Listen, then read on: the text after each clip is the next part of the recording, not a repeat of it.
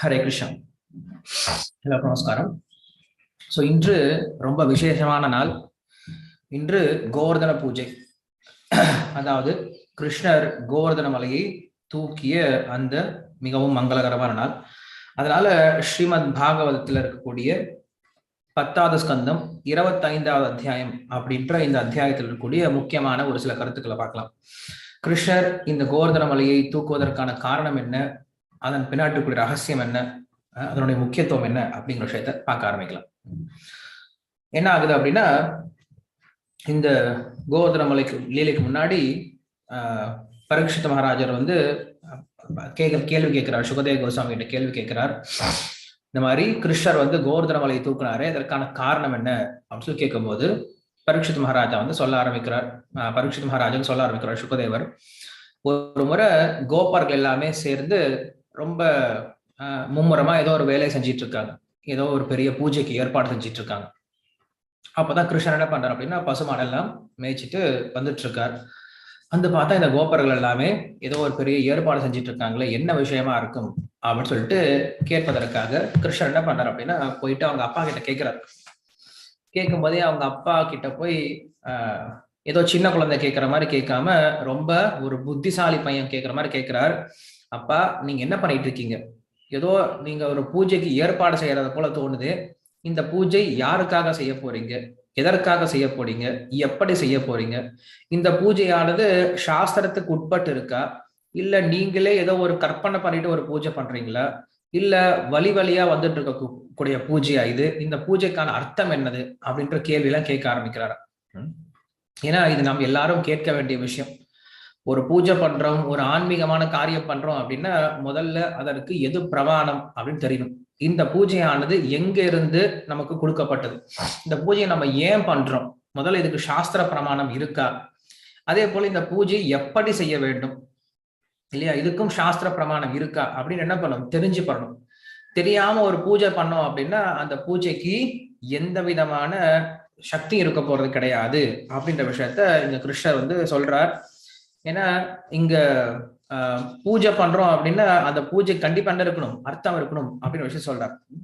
ஞாத்வா அஜ்ஞாத்வாச்ச கர்மாணி ஜனோயம் அனுதிஷ்டதி விதுஷா கர்ம சித்தி சியாத் யதா ந விதுஷோ பவேத் அப்படின்ற ஸ்லோகத்தை சொல்றார். கிருஷ்ணர் சொல்றார். என்ன சொல்றார் அப்படின்னா, இந்த உலகத்துல மக்கள் என்ன பண்றாங்க அப்படின்னா, தான் செய்யக்கூடிய காரியத்துக்கான ஒரு சில அர்த்தம் தெரிஞ்சு பண்ணுவாங்க, ஒரு சில அர்த்தம் தெரியாமையே பண்ணுவாங்க. யார் ஒருவன் தான் செய்யக்கூடிய காரியத்துக்கான அர்த்தம் தெரிஞ்சு பண்றானோ அதற்கான பலன் அதிகமா இருக்கும். யார் ஒருவனுக்கு தான் செய்யக்கூடிய காரியத்துக்கான அர்த்தமே தெரியலையோ, அர்த்தமே தெரியாம ஏதோ சொல்றாங்களே அப்படின்றதுனால செய்யறமோ, அவனுக்கு எந்த பலனும் இருக்காது அப்படின்னு சொல்லி சொல்றார். கங்கையில இருக்கக்கூடிய மீன்களை போல, கங்கையில் இருக்கக்கூடிய மீன்களுக்கு என்னைக்கு மோட்சம் கிடைக்க போறது கிடையாது. காரணம் என்ன அப்படின்னா, அந்த கங்கையில் இருக்கக்கூடிய மீன்களுக்கு தான் கங்கையில இருக்கேன், இந்த கங்கை அப்படிங்கிறது ஹரிபாத தீர்த்தம் அப்படின்ற பெருமை தெரியாமையே அந்த கங்கையில் இருக்கிறதுனால அந்த மீன்களுக்கு மோட்சம் கிடைக்காது. இதே ஒரு பக்தன் போய் அந்த கங்கையில குளிக்கும் பொழுது இது ஹரிபாத தீர்த்தம் அப்படின்ற ஞானத்தோட குளிக்கும் பொழுது அவனுக்கு மோட்சம் கிடைக்குது. ஞானான் மோக்ஷகான் தான் சாஸ்திரம் சொல்லுது. அதனால ஒரு விஷயத்தை நாம் தெரிந்து செய்ய வேண்டுமே தவிர தெரியாம செஞ்சோம் அப்படின்னா அந்த விஷயத்துக்கு எந்த அர்த்தமும் கிடையாது. இன்னும் சொல்ல போனோம் அப்படின்னா, ஒரு விஷயத்த செய்யறோம் அப்படின்னா அது வந்து நம்மளுக்கு ஞானம் பிறக்கணும். நம்ம இது பகவத்கீதையில பார்த்துட்டு இருக்கோம். செயல்பாடுகள் நமக்கு ஞானத்தை கொடுக்கணும். நாம் செய்யக்கூடிய வேலையை நம்மளுக்கு எக்ஸ்பீரியன்சஸ் கொடுக்கணும். நாம் அனுபவிக்கக்கூடிய இன்ப துன்பங்கள் நமக்கு பாடத்தை கற்றுக் கொடுக்க வேண்டும் இல்லையா? இல்லைன்னா அந்த செயல்பாடுகளால் மட்டும் பிரயோஜனம் கிடையாது. நாம் ஒரு செயலை செஞ்சோம் அப்படின்னா அதுல இருந்து நிறைய விஷயத்தை கத்துக்க முயற்சி பண்ணணும். ஸோ அதான் இங்க கிருஷ்ணர் சொல்றாரு, இந்த உலகத்துல மக்கள் தெரிஞ்சு தெரியாம நிறைய காரியங்கள் பண்றாங்க. தெரியாம பண்ணக்கூடிய காரியங்களுக்கு ஒரு அர்த்தமும் கிடையாது, ஒரு பலனும் கிடைக்க போறது கிடையாது. யார் ஒருவன் தான் எந்த ஒரு காரியத்தையும் எதற்காக செய்யறோம், எப்படி செய்ய வேண்டும், இது சாஸ்திரத்துக்கு உட்பட்டதா இருக்கா, இது வந்து ஆச்சாரியர்கள் சொன்னதா இருக்கா, இது வந்து ரிஷிகள் சொன்னக்கூடிய விஷயமா இருக்கா அப்படின்றத பார்த்து பண்ணுமே தவிர ஏதோ வழி வழியா வந்துட்டு இருக்கு, எல்லாரும் பண்றாங்க நானும் பண்றேன் அப்படின்னு செஞ்சோம்னா அதுக்கு எந்த விதமான அர்த்தமும் இல்லாம போயிடும் அப்படின்ற விஷயத்த சொல்றேன். இந்த உலகத்துல நாம் செய்யக்கூடிய காரியங்கள் அப்படிதான் வந்துட்டு இருக்கு. நாம் எந்த ஒரு ஆன்மீக செயலை செஞ்சாலும் இன்னைக்கு அர்த்தம் தெரிஞ்சு செய்யறது கிடையாது. ஏதோ எல்லாரும் செய்யறாங்க நானும் செய்யறேன் அப்படின்னு செஞ்சுட்டு இருக்கோமே தவிர இதை ஏன் செய்யறோம் அப்படின்ற அர்த்தம் தெரிஞ்சு யாரும் செய்யறது கிடையாது. ஒரு கல்யாண வீட்டுல பூனை அந்த பக்கம் இந்த பக்கம் ஓடிட்டே இருந்துச்சு. ஸோ பூனை இந்த பக்கம் அந்த பக்கம் ஓடிட்டே இருக்கே, ரொம்ப அவசகனமா இருக்குன்னு சொல்லிட்டு என்ன பண்ண, அந்த வாத்தியார் சாமி என்ன பண்ணாருன்னா பூனையை எடுத்து தூண்ல கட்டி வச்சுட்டார். பூனை அந்த பக்கம் இந்த பக்கம் ஓடாம கட்டி வச்சுட்டார். கட்டி வச்சுட்டு கல்யாணம் பண்றார். ஸோ அந்த கல்யாணத்துக்கு வந்தவங்க எல்லாம் அதை பாக்குறாங்க. பார்த்துட்டு என்ன பண்றாங்க அப்படின்னா, ஓஹோ கல்யாணத்துல என்ன பண்ணும், தூண்ல பூனையை கட்டி வைக்கணும் போல இருக்கு அப்படின்னு சொல்லிட்டு எல்லாரும் என்ன பண்றாங்க, கல்யாணத்துக்கு அப்ப ஒரு பூனையை தேடிட்டு வந்து அவங்க என்ன பண்றாங்க, தூண்ல கட்டி வச்சுட்டு அதுக்கப்புறம் கல்யாணம் பண்ண ஆரம்பிச்சிட்டாங்க. ஸோ இப்படி எல்லாம் இருக்கக்கூடாது இல்லையா? ஏன் பண்றோம் அப்படின்னு அர்த்தம் தெரியாம செஞ்சோம் அப்படின்னா அதுக்கு பேர் மூட நம்பிக்கையா மாறி போயிடும். ஸோ கிருஷ்ணர் என்ன பண்றார், அந்த மூட நம்பிக்கையை உடைக்கணும் அப்படின்றதுக்காக கேள்வி கேட்கிறார். அப்பா நான் ரொம்ப சின்ன பையன் தான், இருந்தாலும் எனக்கு நீங்க சொல்லிதான் ஆகணும். இவனுக்கு ஒன்றும் புரியாதுன்னு நினைக்காதீங்க. புரியாதவனுக்கு புரிய வைக்கிறது தான் ஒரு புத்திசாலியுடைய அழகு. உங்களுக்குலாம் புரியாது சார், உங்களுக்குலாம் புரியாது சார் அப்படின்னு சொல்லிட்டே இருக்கிறது வந்து பெரிய விஷயம் கிடையாது. புரியாத நபர்களுக்கும் புரிய வைக்கணும். அதுதான் ஒரு புத்திசாலியுடைய அழகு. அதனால நீங்க என்ன பண்ணுங்க, எனக்கு நீங்க சொல்லியே ஆகணும், ஏன் இந்த பூஜை எல்லாம் பண்றீங்க, என்ன காரணம் அப்படின்னு சொல்லி கேள்வி கேட்கிறார். அதற்கு நந்த மகாராஜன் சொல்றார், கிருஷ்ணா நாம் வந்து கோபர்கள்பா, நம்முடைய நம்முடைய விருத்தியே வந்து நம்முடைய வேலையே என்ன அப்படின்னா பசுக்களை பராமரிப்பது, விவசாயம் செய்வது தான். ஸோ இந்த பசுக்களுக்கும் விவசாயிக்கும் நம்மளுக்கு என்ன முக்கியம் அப்படின்னா கண்டிப்பா மழை அப்படிங்கிறது முக்கியம். அந்த மலையை கொடுப்பவன் இந்திரன். அந்த இந்திரனுக்கு நம்ம பூஜை பண்ணணும். ஏன்னா மலை நமக்கு இந்திரனால கொடுக்கப்படுது. நாம் மலையை வாங்கி என்ன பண்றோம், இந்த உலகத்துல எல்லா விதமான செல்வத்தையும் அனுபவிச்சுட்டு இருக்கோம். ஆனா திருப்பி என்ன பண்றது கிடையாது, யாருமே நமக்கு நன்றி செலுத்துறதே கிடையாது. அந்த நன்றி செலுத்தும் விதமாக என்ன பண்ணணும் அப்படின்னா இந்திரனுக்கு நம்ம பூஜை பண்ணணும் அப்படின்ற விஷயத்த சொல்றோம். சோ இந்த விஷயத்த நம்ம கிருஷ்ணர் வந்து பகவத்கீதையினுடைய ஆரம்பத்திலேயே சொல்றார். 3ஆம் அத்தியாயத்துல பார்த்தோம் அப்படின்னா கிருஷ்ணர் சொல்லக்கூடிய விஷயத்துல எப்படி இந்த உலகத்துல ஒருவன் வாழணும். சகயஜ்ஞா பிரஜா சிருஷ்டுவா புரோவாச்ச பிரஜாபதி அனேன பிரசவிஷ்யத்வம் ஏஷவோ துஷ்ட காமதுக்கு அப்படின்ற விஷயத்த சொல்ல. அன்னாத் பவந்தி பூதானி பர்ஜன்யாத் அன்ன சம்பவ யஜ்யாத் பவதி பர்ஜன்யோ யஜ்ய கர்வ சமுத்பவ தஸ்மாத் சர்வகதம் பிரம்ம நித்யம் யஜ்யே பிரதிஷ்டிதம் அப்படின்ற விஷயத்த சொல்ற. ஏவம் பிரவர்த்திதம் சக்கரம் நானுவர்த்தயதிஹய அஹாயுரிந்திரியாராமோ மோகம் பார்த்த ஜீவதி. கிருஷ்ணர் சொல்றார், இந்த உலகத்துல மனிதர்களை படைக்கும் பொழுது என்ன பண்றாரு பகவான், சாஸ்திரத்தை கொடுத்து அனுப்புறார். சாஸ்திரத்துல சொல்றார், நீங்க என்ன பண்ணுங்க, மனிதர்களாகிய நீங்கள் தேவர்களுக்கு பூஜை பண்ணுங்க. அந்த தேவர்கள் என்ன பண்ணுவாங்க அப்படின்னா உங்களுக்கு யஜ்யத்தினால, அந்த தேவர்களுக்கு யஜ்யம் பண்ணுங்க. அந்த யஜ்யத்தினால திருப்தி அடைந்த தேவர்கள் உங்களுக்கு மழை கொடுப்பாங்க. அந்த மழையினால உங்களுக்கு நல்ல பயிர்கள் விளையும், நல்ல தானியம் கிடைக்கும். அந்த தானியத்தை உண்டு நீங்க உயிர் வாழலாம். சோ இப்படி உயிர் வாழும் போது என்ன பண்ணுங்க, மறுபடியும் யஜ்யம் பண்ணுங்க. சோ யஜ்யம், மலை, அப்புறம் மறுபடியும் நம்மளுக்கு தானியங்கள், உயிர், மறுபடியும் யஜ்யம். சோ இப்படி ஒரு வட்டத்தை வந்து என்ன பண்ணிருக்காரு, ஏற்பாடு பண்ணிருக்காரு. ஏவம் பிரவர்த்திதம் சக்கரம் அப்படின்னு சொல்லி சொல்றாரு. சைக்கிள் அப்படின்னு சொல்லி சொல்றாரு. பிரவர்த்திதம் சக்கரம்னா வாழக்கூடிய இந்த வட்டம் அப்படின்னு சொல்லி சொல்றாரு. சோ இந்த வட்டத்தை நான் தான் உற்பத்தி பண்ணேன். யார் ஒருவன் இந்த வட்டத்தை பின்பற்றவில்லையோ மோகம் பார்த்த ஜீவதி, அவன் இந்த உலகத்துல வாழ்வதே வீண் அப்படின்னு சொல்லி சொல்றான். சோ இந்த உலகத்துல நம்ம வாழும் பொழுது கண்டிப்பாக நன்றி உணர்வோட வாழணும். நமக்கு கொடுத்திருக்கக்கூடிய தேவர்கள், நமக்கு கொடுத்திருக்கக்கூடிய இயற்கைக்கு நன்றி செலுத்தக்கூடியவர்களா இருக்கணும் அப்படின்ற விஷயத்த கிருஷ்ணர் சொல்றார். ஆனா அது தூய பக்தி கிடையாது, வெறும் கர்மயோகம் மட்டும்தான். சோ இங்க என்ன பண்றாரு அப்படின்னா நந்த மகாராஜன் இந்த விஷயத்த கிருஷ்ணருக்கு சொல்றார். அப்பா நம்ம எல்லாமே தேவர்கள் கிட்ட இருந்து வாங்குறதுனால அந்த தேவர்களுக்கு தலைவனாகி இந்திரனுக்கு நம்ம நன்றி செலுத்தணும் அப்படின்னு சொல்லி சொல்றார். சொன்ன பின்னாடி கிருஷ்ணர் கொஞ்ச நேரம் யோசிக்கிறார். யார் ஒருவன் இப்படி செய்யலையோ, நான்லாம் தேவர்களுக்கு எல்லாம் நன்றி செலுத்த மாட்டேன், எனக்கு எதுக்கு நான் இதுக்கு நன்றி செலுத்தணும் அப்படின்னு சொல்லிட்டு அகங்காரத்தினாலேயோ இல்ல கர்வத்தினாலேயோ கோபத்தினாலேயோ இல்ல காமத்தினாலேயோ இல்ல சோம்பேறித்தனத்தினாலேயோ ஒருவன் தேவர்களை வழிபடல அப்படின்னா அவன் கண்டிப்பா நல்ல கதியை அடைய போறது கிடையாது அப்படின்ற விஷயத்த சொல்றார். அவர் சொல்லக்கூடிய விஷயம் சரியாதான் இருக்கு. ஆனா கிருஷ்ணருக்கு இப்போ ஒரு எண்ணம் வருது, எப்படியாவது இந்த தேவ பூஜையை நிறுத்தணும், இந்திரனுடைய பூஜையை நிறுத்தணும். ஏன் நிறுத்தணும் அப்படின்னா இந்திரனுக்கு நிறைய அகங்காரம் வந்துருச்சான். நான் தான் முழுமுதற் கடவுள் அப்படின்னு அகங்காரம் வந்துருச்சான். எல்லாரும் என்ன வழிபடுறாங்க, நான் தான் பகவான் அப்படின்ற எண்ணம் வந்துருச்சான். முதல்ல அந்த அகங்காரத்தை உடைக்கணும். ரெண்டாவது விஷயம் என்ன அப்படின்னா என்னை வழிபடும் பொழுது கிருஷ்ணராகிய நான் இருக்கும் போது இவங்க ஏன் போய் ஒரு தேவர்கிட்ட போய் கீழே விழணும் இல்லையா, ஒரு இந்திரன் கிட்ட போய் ஏன் கீழே விழணும்? வீட்லயே உங்க வீட்லயே முதலமைச்சர் இருக்கார், இல்ல வந்து ஒரு பிரதம மந்திரி இருக்கார் அப்படின்னா அவர்கிட்ட போகாம ஒரு பியூனுடைய காலில் போய் ஏன் விழணும் இல்லையா? சோ அந்த விஷயத்தை கிருஷ்ணர் என்ன பண்றாருன்னா சொல்ல முயற்சி பண்றார். யார் ஒருவன் பகவானை வழிபடுறானோ, நேரடியா பகவானை வழிபட ஆரம்பிக்கிறானோ அவன் எந்த தேவர்களையும் வழிபட வேண்டிய அவசியம் கிடையாது.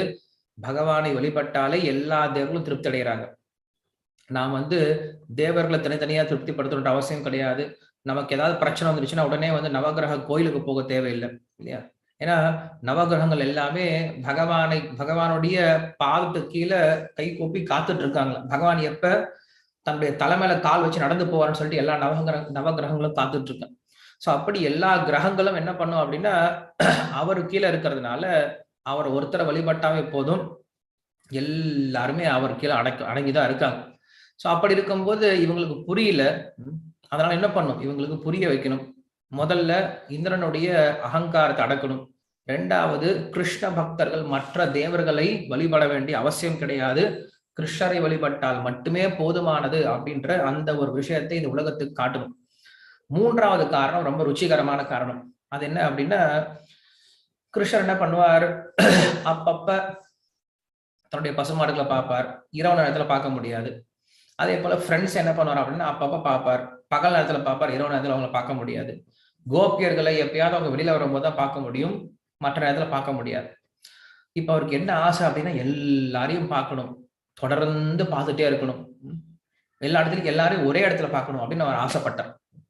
அதுக்கு ஆசைப்பட்டு என்ன பண்றார், இந்த மாதிரி ஒரு விஷயத்த பண்றார். இந்த கோவர்தன லீலை அப்படின்ற விஷயத்தினால என்ன பண்ண போறார், இன்னும் கொஞ்ச நேரத்துல பெரிய மழை வரப்போகுது, அதுல மலையை தூக்கி நிக்க போறார். சோ மலையை தூக்கி நிக்கிறதுனால என்ன பண்ண போறாங்க அப்படின்னா எல்லா பிரஜவாசிகளும் உள்ள வரப்போறாங்க. பசுமாடுகள்ல இருந்து கன்றுக்குட்டிகள் இருந்து எல்லாம் உள்ள வரப்போகுது. அப்ப என்ன பண்றார் கிருஷ்ணர், 7 நாள் 7 பகல் 7 இரவு என்ன பண்றாரு, இவர்களோட சந்தோஷமா எல்லாத்தையும் பார்த்துட்டு ஆனந்தமா இருக்க போறார்.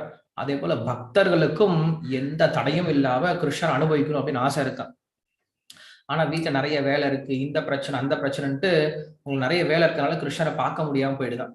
சோ அவங்களுடைய ஆசையை திருப்திப்படுத்துறாரு. எப்படி, இந்த 7 நாள் அவங்களுக்கு வேற வேலையே கிடையாது, கிருஷ்ணரையே பார்த்துட்டு இருக்கிறதா. கோபர்கள் கோபியர்கள் அங்க இருக்கக்கூடிய பசு கன்று எல்லாமே கிருஷ்ணரை பார்த்துட்டு இருக்காங்க. சோ இப்படி பக்தர்களுடைய ஆனந்தத்தை அதிகப்படுத்தவும் தன்னுடைய ஆனந்தத்தை அதிகப்படுத்தவும் எல்லாரையும் ஒரே சமயத்துல சந்தோஷமா பார்த்து இன்பமா இருக்கிறதுக்கு என்ன பண்றார் கிருஷ்ணர், இப்படிப்பட்ட ஒரு லீலையை செஞ்சார் அப்படின்றத நம்மளுக்கு ஆச்சாரியர்கள் சொல்றாங்க. இப்படி 3 விதமான காரணத்தை நம்மளுக்கு இந்த கோவர்தன மலையினுடைய காரணம், கோவர்தன பூஜனுடைய காரணமா சொல்றாங்க. சோ இப்படி கிருஷ்ணர் வந்து தன்னுடைய அப்பா சொன்னதை கேட்ட பின்னாடி நம்ம இந்த மாதிரி பூஜை பண்ணணும்ப்பா, நம்ம இந்த மாதிரி இந்திரனுக்கு பூஜை பண்ணணும், அது நம்முடைய கடமை அப்படின்ற விஷயத்த சொன்ன பின்னாடி, ஏன்னா வைஷ்யர்களுடைய கடமை என்ன அப்படின்னா பசுக்களையும் பராமரிக்கணும், அதே போல விவசாயம் செய்யணும். இது ரெண்டையும் செய்யணும் அப்படின்னா நம்மளுக்கு மலை தான் ரொம்ப முக்கியம். அந்த மலைக்கு அதிபதியா இருக்கிறவன் இந்திரன், அந்த இந்திரனுக்கு பூஜை பண்ணும் அப்படின்ற விஷயத்த சொல்லும் போது கிருஷ்ணர் வந்து இங்க மீமாம்ச தத்துவத்தை பேச ஆரம்பிக்கிறார். கர்ம மீமாம்ச தத்துவம் அப்படின்னு சொல்லுவாங்க. இந்த கர்ம மீமாம்ச தத்துவம்னா என்ன அப்படின்னா, அவங்க என்ன ஒத்துக்க மாட்டாங்க, அவங்க கடவுள் இருக்கிறத ஒத்துக்க மாட்டாங்க. அப்படியே ஒருத்தர் கடவுள் இருந்தாலுமே கூட நாம் செய்யக்கூடிய கடமையினால கடவுள் நம்மளுக்கு பலனை கொடுக்கிறாரே தவிர கடவுளுக்கு வேற எந்த சக்தியும் கிடையாது, நம்முடைய கர்மத்துலதான் பலன் இருக்கு அப்படின்னு சொல்லுவாங்க. கர்மண ஜாயதே ஜந்து கர்மணைவ பிரலீயதே சுகம் துக்கம் பயம் க்ஷேமம் கர்மணைவ ஹி அபிபத்யதே அப்படின்னு சொல்றார். இந்த உலகத்துல நாம் செய்யக்கூடிய கர்மத்தினால தோன்றுகிறோம், நாம் செய்யக்கூடிய கர்மத்தினாலேயே நாம் அழிகிறோம், நாம் செய்யக்கூடிய கர்மத்தினாலேயே சந்தோஷமோ துக்கமோ லாபமோ நஷ்டமோ எல்லாமே நம்முடைய கர்மத்தினால வருது, நாம் செய்யக்கூடிய செயல்பாடுகளால வருது. சோ அப்படி இருக்கும்போது நம்முடைய கர்மத்தை நாம் சரியா செய்யணுமே தவிர தேவர்களை வழிபட்டு என்ன பிரயோஜனம்ப்பா? ஏன்னா தேவர்களால் நம்ம கர்மத்தை மாற்ற முடியாது, தேவர்களால் நம்முடைய கர்மத்தை அழிக்கவும் முடியாது. அப்படி இருக்கும்போது அந்த தேவர்களை ஏன் வழிபடணும், நம்முடைய கர்மத்தை நாம் வழிபடணும். இன்னைக்கு சொல்றோம் இல்லையா, ஒர்க் இஸ் வர்ஷிப் சொல்லி சொல்றோம் இல்லையா, செய்யும் தொழிலே தெய்வம் அப்படின்னு சொல்லிட்டு. சோ கிருஷ்ணர் அந்த தத்துவத்தை எடுத்து பேசுறார். உண்மையில நம்முடைய செய்யும் தொழிலே தெய்வம் கிடையாது, தெய்வத்தை தொழுவதே நம்முடைய செயல், நம்முடைய தொழில் அப்படிங்கிறது உண்மையான விஷயம். பட் கிருஷ்ணர் என்ன பண்றார், கர்ம மீமாச தத்துவம் அப்படின்ற தத்துவத்தை கொஞ்சம் மாற்றி பேசுகிறார். இதே போல விஷயத்தை நம்ம பகவத்கீதையிலே பார்க்க முடியும். பகவத்கீதையில கிருஷ்ணர் என்ன பண்ணுவார் அப்படின்னா ஆத்மா பத்தி பேசிட்டு இருப்பார். ஆத்மா பத்தி பேசிட்டு இருக்கும்போது திடீர்னு சொல்லுவார், சரி உனக்கு ஆத்மா மேல நம்பிக்கை இல்லையா, ஆத்மாவை நீ நம்பல அப்படின்னாலும் சரி, இந்த உடல் தான் எல்லாம் நம்பினாலும் சரி, உடல் என்னைக்கு என்ன ஆக போகுது அப்படின்னா அழிய போகுது. சோ அப்படி இருக்கும்போது இந்த அழியக்கூடிய உடலை நீ வந்து ஏன், ஹரே கிருஷ்ண ஹரே கிருஷ்ண கிருஷ்ண கிருஷ்ண ஹரே ஹரே ஹரே ராம ராம ராம ஹரே ஹரே.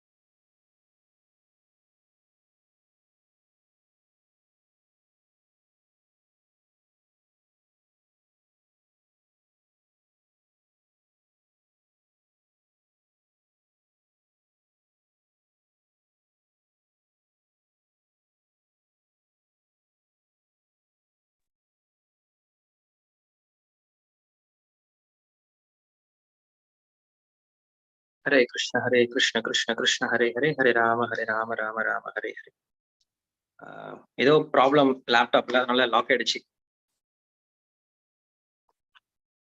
ஓகே. சோ அப்படி கிருஷ்ணன் என்ன பண்றாரு அப்படின்னா, நான் பேசுறது கேக்குதா எல்லாருக்குமே? நான் பேசுறது கேக்குதா? ஓகே. சோ அந்த கர்ம மீமாச தத்துவத்தை வந்து பேசுறார். நம்முடைய கர்மத்தினாலதான் நாம் எல்லா விதமான பலன்களையும் அடையறமே தவிர, தேவர்களால ஒரு பலனும் அடைய போறது கிடையாது. அதனால நம்முடைய கர்மத்தை நாம் சரியா செய்யணும். கர்மத்தை சரியா செய்யல அப்படின்னா, எப்படி வந்து தேவர்கள் நம்மளுக்கு பலனை கொடுக்க முடியும்? நான் கர்மத்தையே செய்ய மாட்டேன். வீட்லயே உட்கார்ந்து இருக்க போறேன். ஆனா தேவ பூஜை பண்ணிட்டு இருப்பேன் அப்படின்னா, நமக்கு கண்டிப்பா பலனை கொடுக்க போறாரா என்ன? கண்டிப்பா பலனை கொடுக்க போறது கிடையாது. ஏன்னா கிருஷ்ணரே அதான் சொல்றார். கிருஷ்ணரே பகவத்கீதையில பேசும்போது, கர்மண்யேவாதிகாரஸ்தே மா பலேஷு கதாச்சன அப்படிதான் விஷயம் சொல்றார். உன்னுடைய கர்மத்தை நீ சரியா செய்யணும்ப்பா. ஆனா பலனை எதிர்பார்க்காம உன்னுடைய கடமையை செய்யணும்னு சொல்லி சொல்றார்.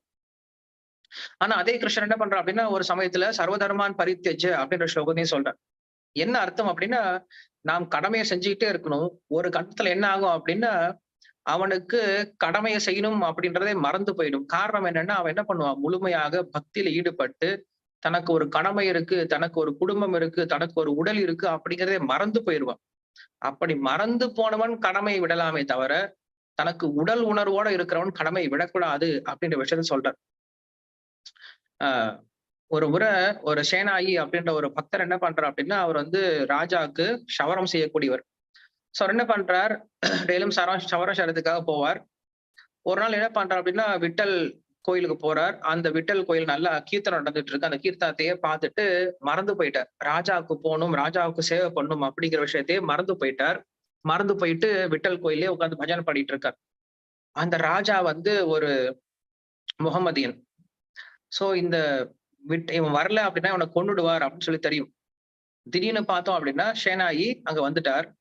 வந்த பின்னாடி அந்த ராஜா உட்கார வச்சுட்டு அவருக்கு அலங்காரம் பண்ண ஆரம்பிக்கிறார். சிகை அலங்காரம் பண்ண ஆரம்பிக்கிறார். முகத்துக்கு எல்லாம் தேய்ச்சி பாலிஷ் எல்லாம் போட ஆரம்பிக்கிறார். எப்ப அந்த ஷேனாயி அவரை தொட்டாரோ, அப்ப அந்த ராஜாவுக்கு அவ்வளவு ஒரு சந்தோஷம், அவ்வளவு ஒரு ஆனந்தம் ஏற்பட ஆரம்பிச்சுதான். இது வரைக்கும் அவர் அப்படி அப்படி வந்து அனுபவிச்சதே கிடையாது. சோ அப்படி அனுபவிச்ச பின்னாடி அந்த ராஜா அலங்காரம் எல்லாம் முடிஞ்சது. முடிஞ்ச பின்னாடி அதுக்கப்புறம் அந்த ராஜா தன்னுடைய முகத்தை பாக்குறான். இதற்கு முன்னாடி எப்பயுமே அந்த மாதிரி ஒரு அழகான அழகான முகத்தை பார்த்தது கிடையாது. அவ்வளவு தன்னுடைய முகமே அவ்வளவு அழகா மாறி போயிடுச்சான். அவன் கேட்கிறான், இது என்னுடைய முகம் தானா? எப்படி இவ்வளவு அழகா மாத்திட்ட நீ என்னுடைய முகத்தை, என்னுடைய தலையை, என்னுடைய முடியெல்லாம் இவ்வளவு அழகா மாத்திட்டியே அப்படின்னு சொல்லிட்டு ரொம்ப ஆச்சரியப்பட்டு அந்த ஷேனாயி கிட்ட வந்து சொல்றாரு. சொல்லும் போது அவர் சொல்றாரு, நான் யாருன்னு நீ வந்து ஏதோ கோயில்ல இருந்த அப்படின்னு சொல்லிட்டு எல்லாரும் சொல்லிட்டு இருந்தாங்களே, யாரு நீ? நீ தொட்ட உடனே எனக்கு வித்தியாசமா இருக்கேன் இந்த முறை அப்படின்னு சொல்லி கேட்கிறாங்க. கேட்டா நான் வந்து விட்டல் தான் வந்தேன் அப்படின்னு சொல்லி சொல்றாரு. விட்டலா? விட்டல்னா யாரு சொல்லி கேட்கும்போது, விட்டல் தன்னுடைய ரூபத்தை காட்டுறார். ரூபத்தை காட்ட உடனே அவனுக்கு ஒரே ஆசை வந்துருச்சு. இவர் எப்படியாவது கட்டி பிடிச்சுக்கணும், இவர் நம்ம கிட்டே வச்சுக்கணும் அப்படின்னு சொல்லிட்டு. ஆனா விட்டல் என்ன பண்றாரு? ஹான்னு சிரிச்சுட்டு மறைஞ்சு போயிடுறாரு. மறைஞ்சு போன பின்னாடி இவனுக்கு ஒன்றும் புரியல. இந்த ராஜாக்கு ஒன்றும் புரியல. வெளியில யார்கிட்டயும் சொல்லவும் முடியல. ஆனா உள்ள மட்டும் ஒரு ஆனந்தம் இருந்துகிட்டே இருக்கு. உள்ள மட்டும் ஒரு ஆனந்தம் இருந்துகிட்டே இருக்கு. எப்படியாவது நம்மளுக்கு அந்த விட்டல் வேணும், விட்டல் வேணும்னு சொல்லிட்டு. வெளில போய் சொல்ல முடியுமா என்ன? ஒரு முகமதியன் போயிட்டு வெளில போயிட்டு எனக்கு விட்டல் வந்தாரு, ஷவரம் பண்ணி விட்டாரு. அவர் தொட்டனால ரொம்ப ஆனந்தமா இருக்கு. மறுபடியும் எனக்கு அந்த விட்டல் வேணும்னு சொல்லி சொல்ல முடியுமா என்ன? சொல்ல முடியாது. சோ அப்ப இத நினைச்சுக்கிட்டே உட்காந்துட்டே இருக்கா. அதுக்கப்புறம் ஷேனாய் என்ன பண்றா அப்படின்னா, உண்மையான ஷேனாய் என்ன பண்றா அப்படின்னா, ரொம்ப நேரம் கழிச்சு அந்த தன்னுடைய பஜனை எல்லாம் முடிச்சுட்டு அதுக்கப்புறம் வராரு.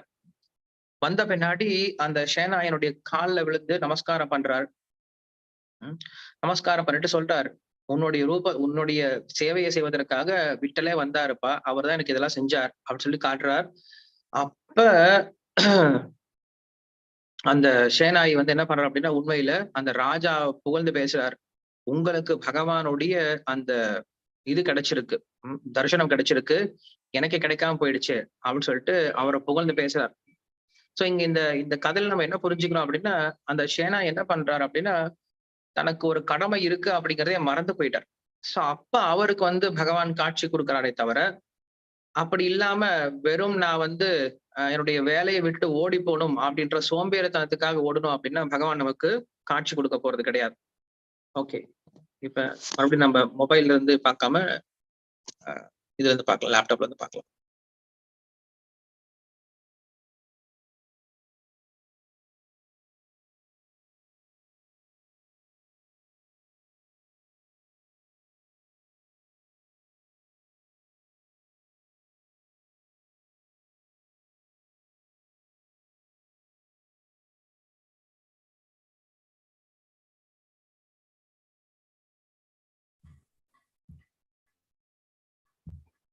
ஹரே கிருஷ்ண கிருஷ்ண கிருஷ்ண ஹரே ஹரே, ஹரே ராம ராம ராம ஹரே ஹரே.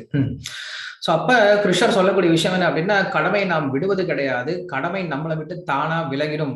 யஸ்வாத்மரதிரேவ ஸ்யாத் ஆத்ம திருப்தமானவக ஆத்மன் ஏவ சந்துஷ்டா தஸ்ய காரியம் ந வித்யதே, தஸ்ய காரியம் ந வித்யதே. அவனுக்கு தான் எந்த கடமை கிடையாது. யாருக்கு கடமை கிடையாது? எஸ்து ஆத்மரதிரேவ ஸ்யாத், யார் ஒருவன் ஆத்மாவில் திருப்தி அடைகிறானோ அவனுக்கு வெளியில ஆசைன்றது ஒண்ணும் கிடையாது. நமக்கு எப்ப இந்த பொருளை சாப்பிடணும் அப்படின்ற ஆசை இருக்கோ அது வரைக்கும் நாம் நம்மளுக்கு கடமை செஞ்சுதான் ஆகணும். எனக்கு இது சாப்பிடணும், அது சாப்பிடணும், இங்க போகணும், அப்படி இருக்கும்னு சொல்லிட்டு நம்மளுக்கு ஆசை இருக்கிற வரைக்கும் நம்மளுடைய கடமை செஞ்சுதான் ஆகணும். எப்ப எனக்கு சாப்பிட்றதுல, தூங்குறதுல, என்னுடைய உடலை பாதுகாப்பதுல கொஞ்சம் கூட ஆசை இல்லாம கிருஷ்ணருக்கு சேவை பண்றதுல மட்டும்தான் ஆசை இருக்கும், அவன் கடமை விட்டுட்டு போயிடலாம் அப்படின்ற விஷயம் தான் கிருஷ்ணர் சொல்றார். சோ அப்படிப்பட்ட பக்தனுக்கு யோகக்ஷேமம் பகாமியகம் கிருஷ்ணர் சொல்றார். அவங்க கிட்ட இருக்கிறத காப்பாத்துற அவனுக்கு தேவையானதை கொடுக்கணும்னு சொல்லி சொல்றார். அப்படி இல்லாம நீ கடமை விட்டுட்டு ஓடி போய் கிருஷ்ணர் கிட்ட உட்காந்துட்டு கிருஷ்ணர் எல்லாம் பார்த்துப்பாரு அப்படின்னா கிருஷ்ணர் சொல்றாரு, கர்மண்யவாதிகாரஸ்தே, நான் என்ன உனக்கு வேலைக்காரன, உன்னுடைய வேலையை நான் பண்ணி வைக்கிறதுக்கு அப்படின்னு சொல்லி திட்டுவார்.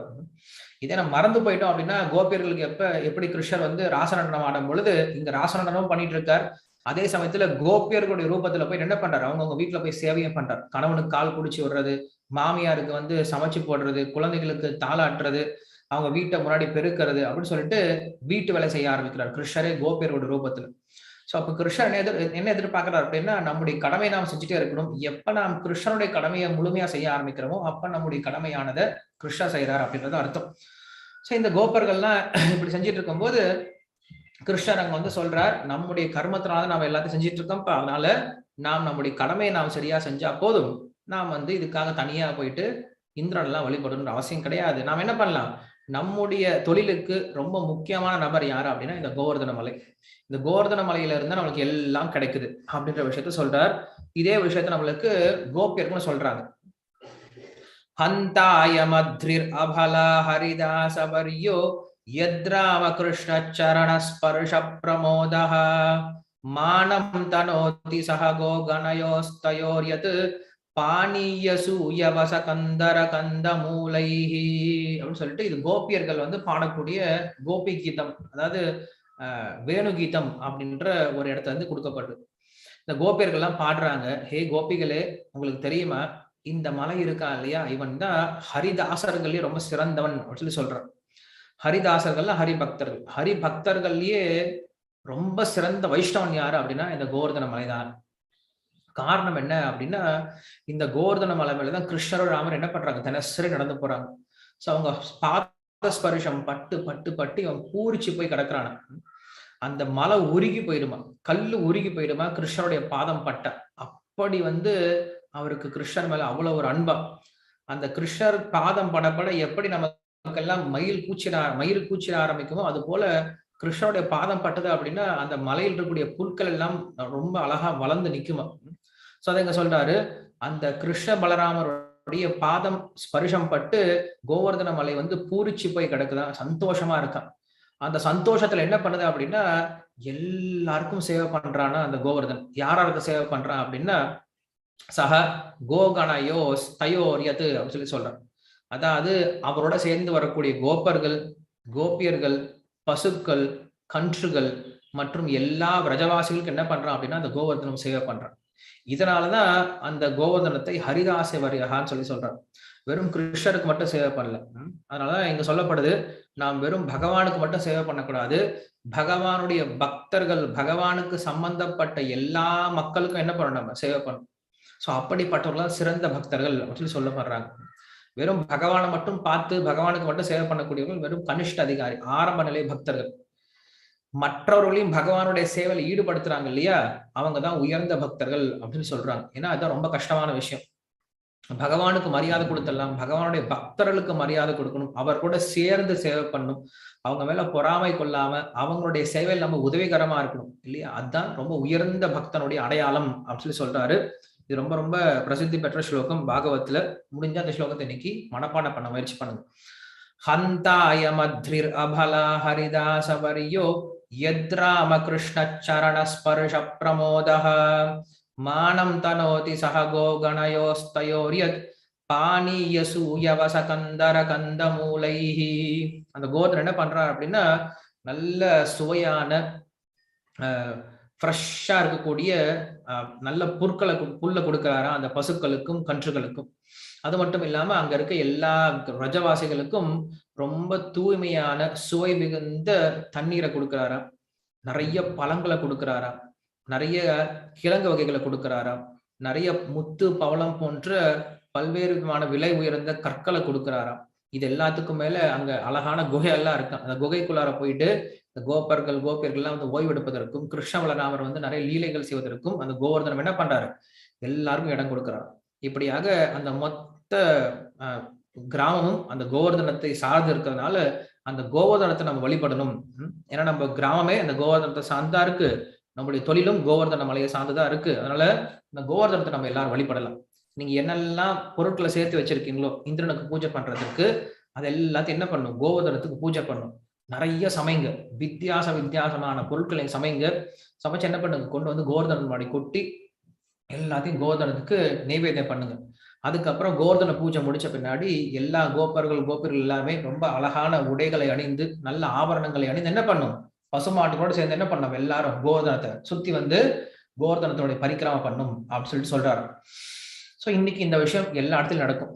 குறிப்பா எல்லா இஸ்கான் கோயில்கள்லையும் இன்னைக்கு கோவர்தன பூஜை அப்படிங்கிறது ரொம்ப பிரசித்தமா நடக்கும். என்ன பண்ணுவாங்க, அன்னக்கூட உற்சவம் சொல்லி சொல்லுவாங்க. நிறைய போக பகவானுக்காக நிறைய அன்னங்களை சமைத்து அதை வந்து பெரிய குவியலாக மலை போல குவித்து அதை சுத்தி எல்லா பக்தர்கள் என்ன பண்ணுவாங்க அப்படின்னா வலம் வந்து பசுமாட்டுக்கு பூஜை செஞ்சு இன்னைக்கு கோவர்தனம் அன்னைக்கு அன்னக்கூட உற்சவம் அப்படின்ற உற்சவத்தை கொண்டாடுவாங்க. குறிப்பா சொல்ல போனோம்னா இந்த விருந்தாவனத்துல அங்க போயிட்டீங்க அப்படின்னா கோவர்தனத்தை இன்னைக்கு நெருங்க கூட முடியாது, ஒரு எள்ளு போட்டா கூட கீழே விழாது, அவ்வளவு கூட்டமா இருக்கும்.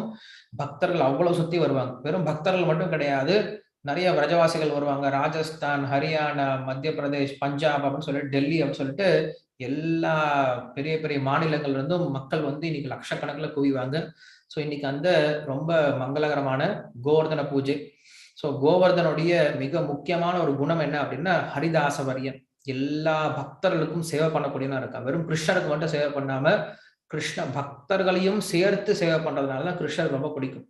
கிருஷ்ணருக்கு தனக்கு மட்டும் சேவை பண்றவங்களை பிடிக்காது, தன்னுடைய பக்தர்களுக்கு யார் சேவை பண்றாங்களோ அவங்களதான் கிருஷ்ணருக்கு ரொம்ப பிடிக்கும். அதனால கோபியர்களுடைய வாயினால இவன் தான் சிறந்த பக்தன்னு பேர் வாங்கணும் அப்படின்னா அதை விட ஒரு பெரிய பெருமை யாருக்கும் கிடையாது. ஸோ அப்படிப்பட்ட பெருமை வெறும் கோவர்தனுக்கு மட்டும்தான் இருக்கு. நீங்க கோபியர்களுடைய பாடல்கள் மொத்தத்தை தேடி பாருங்க, 2 பேரை கோபியர்கள் புகழ்ந்து பேசுவாங்க. யாரை புகழ்ந்து பேசுவாரு அப்படின்னா, ஒன்று கோவர்தன மலை, 2வது இந்த கிருஷ்ண பக்தி யார் பிரச்சாரம் பண்றாங்களோ அவங்க. பூரி தாஜனாக தவகதாமிர்தம் தப்த ஜீவனம் அப்படின்ற அந்த ஸ்லோகத்துல யார் ஒருவன் இந்த கிருஷ்ண பக்தி விஷயத்தை மற்ற மக்களுக்கு சொல்லி கொடுக்குறானோ அவன் தான் இருக்க ரொம்ப ரொம்ப உயர்ந்தவன், உயர்ந்த பக்தன் சொல்லி சொல்லுவாங்க. சோ அப்ப கோபியர்களே புகழ்ந்து பேசுறாங்க அப்படின்னா கோபியர்கள் தான் இருக்கிறதே உயர்ந்த பக்தர்கள்.